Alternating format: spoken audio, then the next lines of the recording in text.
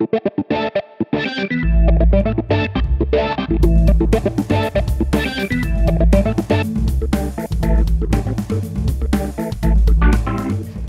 à tous et bienvenue dans un nouveau numéro de Bordeaux News. Il y a eu l'inauguration de la garderie la semaine dernière, la garderie de la Bourdonnette. TVB y était, donc retrouvez les images.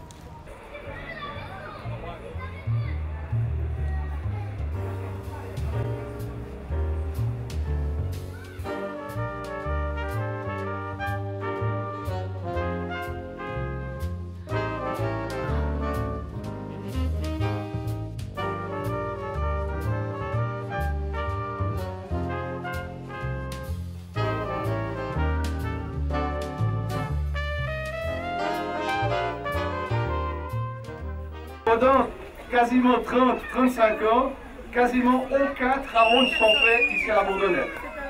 Et c'est qu'en 2003-2004, on s'est dit qu'il faudrait peut-être faire quelque chose et transformer cette garderie. Pourquoi il était nécessaire de faire des travaux dans cette garderie? 35 ans, on n'avait pas fait grand-chose. Ça commençait un tout petit peu à sointer de partout. Et puis le concept architectural à l'intérieur, c'était assez cloisonné, les nurseries étaient assez cloisonnées. On avait construit les salles de sieste contre la lumière, contre le soleil.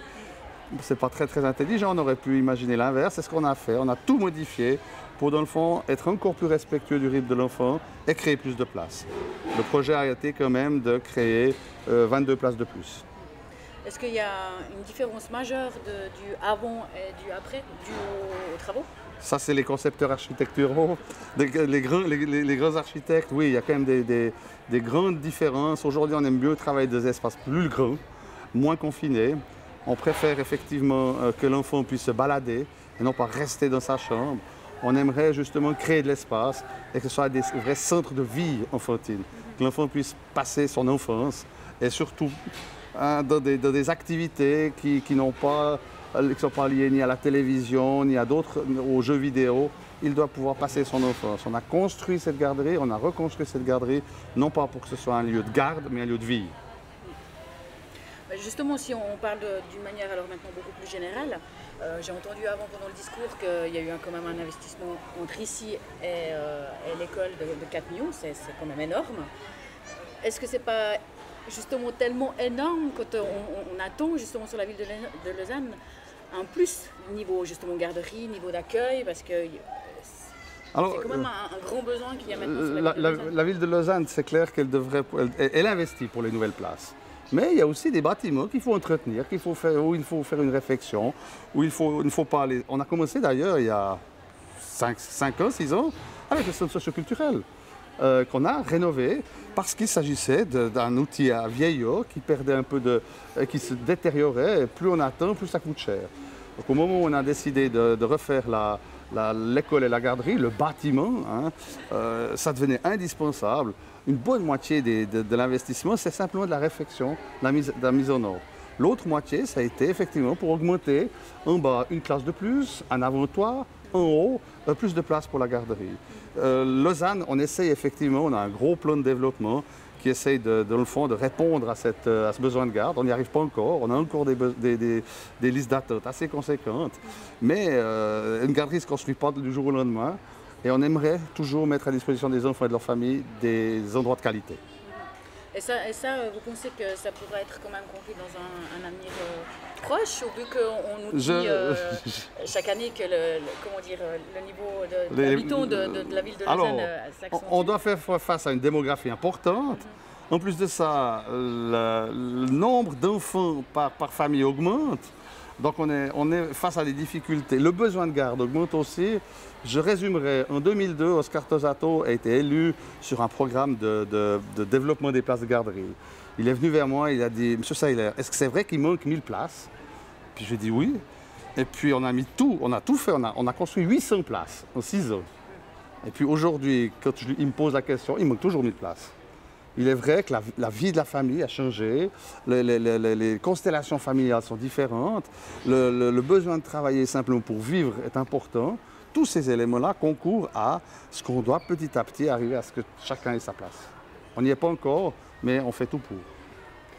Le mot de la fin, avec le centre de vie enfantine de la Bourdonnette, avec les garderies de la Bourdonnette, c'est une fierté. Une fierté, dans le fond, de pouvoir doter ce quartier qui, il y a longtemps, n'avait peut-être pas bonne réputation et qui, petit à petit, et avec la TV Bourdeau, et avec le centre socioculturel, et aussi avec la qualité de l'accueil qui est fourni ici, fait que la Bourdonnette, c'est un lieu où il fait bon vivre. Je la connais pas.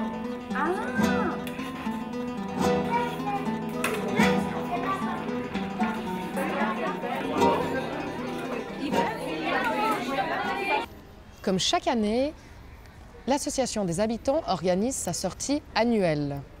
Ingrid va nous en parler tout de suite. Pour information, elle va se dérouler cette fameuse sortie au Musée des Arts et des Sciences à Sainte-Croix. Donc si ça vous intéresse, écoutez Ingrid.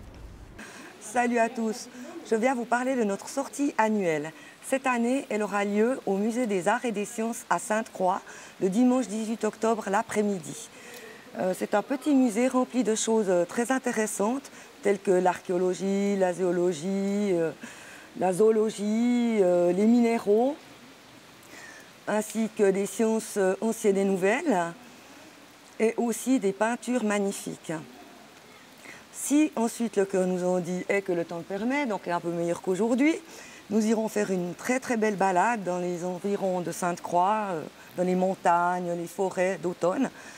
Donc c'est ouvert à tous, toutes les familles sont invitées, les adultes, les enfants, les gens seuls, les gens nombreux.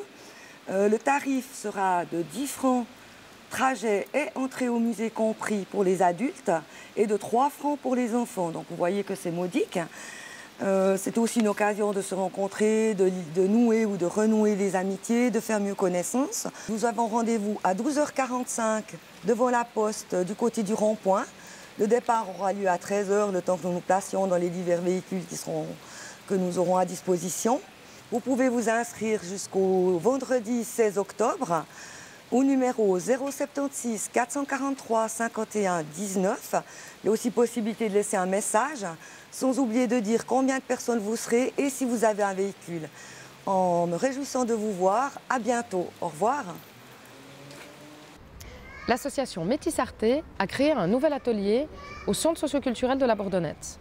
En effet, c'est un atelier de danse et de théâtre. Nous sommes allés jeter un œil, donc retrouvez tout de suite un spot.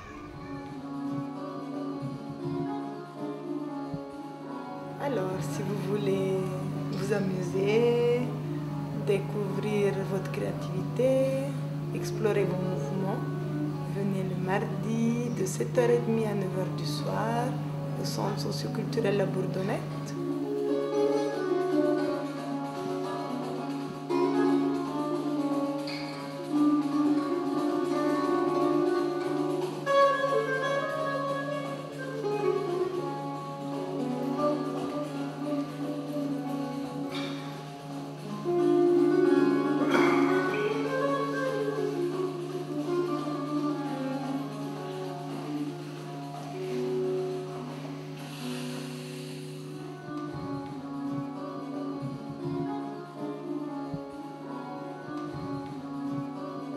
C'est ici que se donnent les ateliers de danse-théâtre.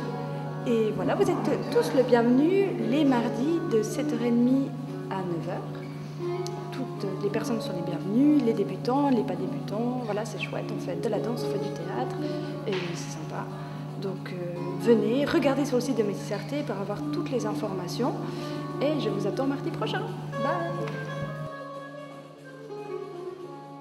Mais moi, je suis sûre que si vous venez, vous allez vous amuser très, très, très, très, très fort. Vous allez vous découvrir votre créativité, que tous on a. Et puis, il n'y a pas besoin d'être ni acteur, ni danseur. On fait toute la danse, du théâtre. Yeah! Mardi 13 octobre prochain, il y aura un film qui sera présenté au Casino de Montbenon. Ce film s'appelle Zéro. Ensuite, il sera suivi d'un débat. Donc si ça vous intéresse, retrouvez tout de suite l'organisateur qui nous en parle. Bonjour. L'association Le 11 septembre a été créée l'année passée, à la fin janvier. Les buts de l'association, c'est la diffusion de l'information sur le 11 septembre et la promotion du débat public en Suisse. Alors nous avons depuis organisé plusieurs événements. Le but de l'association, ce n'est pas de s'exprimer comme des experts, mais c'est de donner la parole à des experts, à des personnalités qui ont émis des doutes, des questionnements par rapport à la version officielle du 11 septembre. Alors aujourd'hui, oui, clairement, il faut savoir qu'en 2006, les deux présidents de la commission d'enquête officielle du 11 septembre, donc 2003-2004, ils ont écrit un livre, paru en 2006, où ils expriment dans ce livre des faits troublants, c'est-à-dire qu'on ne leur a pas donné le budget nécessaire pour mener une réelle investigation, et puis que les témoignages au niveau des hauts représentants du Pentagone et puis des services publics de l'aéronautique civile sont des témoignages qui ne tiennent pas compte des faits tels qu'ils sont déroulés ce jour-là. Et eux-mêmes, ces deux présidents, disent que rien que ces faux témoignages ont valeur de crime.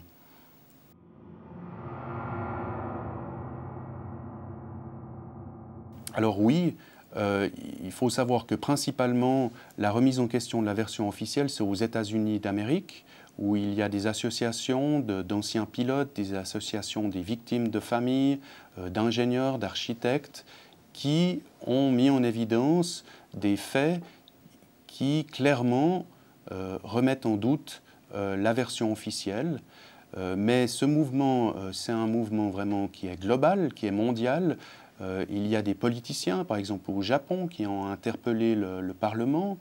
Il y a en Europe des hautes personnalités qui ont aussi questionné la version officielle, d'anciens ministres. Et en fait, le mardi 13 octobre, à 18h30 au Casino de Momnon, on va diffuser un film qui a été réalisé par un journaliste italien qui est aussi eurodéputé.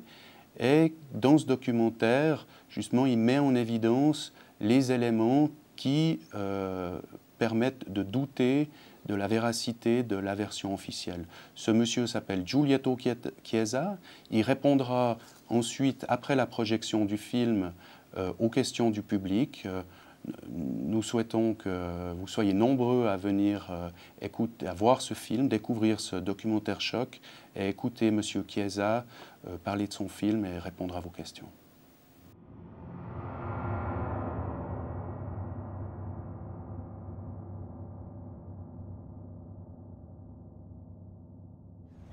Bourdeaux News, c'est fini pour cette semaine. On espère vous retrouver la semaine prochaine. Au revoir. Ciao, man.